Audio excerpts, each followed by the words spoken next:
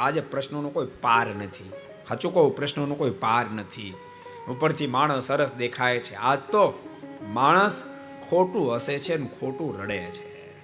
ખોટું હસે ને ખોટું રડે છે. બહુ પ્રશ્નો છે, જીવનમાં બહુ પ્રશ્નો છે.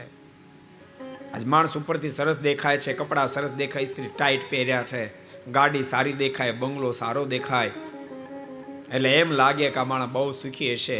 પણ બહારથી બધું સરસ સરસ દેખાય છે. અમારા દાદા ગુરુ કહેતા કે ગાડીમાં એસી હોય, બંગલામાં એસી હોય, ઓફિસમાં એસી હોય, અને ઠંડા પીણા પીતો હોય, આઈસ્ક્રીમ ઠંડા ખાતો હોય, શ્રીખંડ ઠંડા ખાતો હોય, તેમ છતાં માણસ હળગે છે કેમ? બહાર બધે ટાઢું ટાઢું પણ અંદર હીટર ગોઠવાના છે, અંદર હીટર ગોઠવાના છે.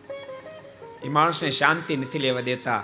5-10 કરોડના બંગલામાં સૂતેલી વ્યક્તિને બાપ રાતને 1 વાગે તો ઊંઘ નથી આવતી.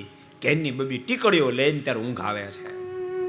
એનું કારણ પ્રશ્નો બહુ છે, અને ભૂલતા નહીં, પ્રશ્ન માત્ર નહીં. ऐसा કોઈ તાલા નહીં जिसकी કોઈ ચાવી ન હો. દુનિયાને એવું કોઈ તાળું નથી જેની ચાવી ન હોય, પણ ચાવીને આપણને ખબર નથી. અને એમાંય પણ અનેક પ્રકારની મુશ્કેલીઓના જે તાળા બંધ થયેલા છે, એની સર્વશ્રેષ્ઠ કોઈ જો ચાવી હોય એનું નામ છે ભગવાનની કથા. ભગવાનની કથા તમારા તમામ તાળાને ખોલી નાખશે, તમારા તમામ પ્રશ્નો ઉકેલી નાખશે.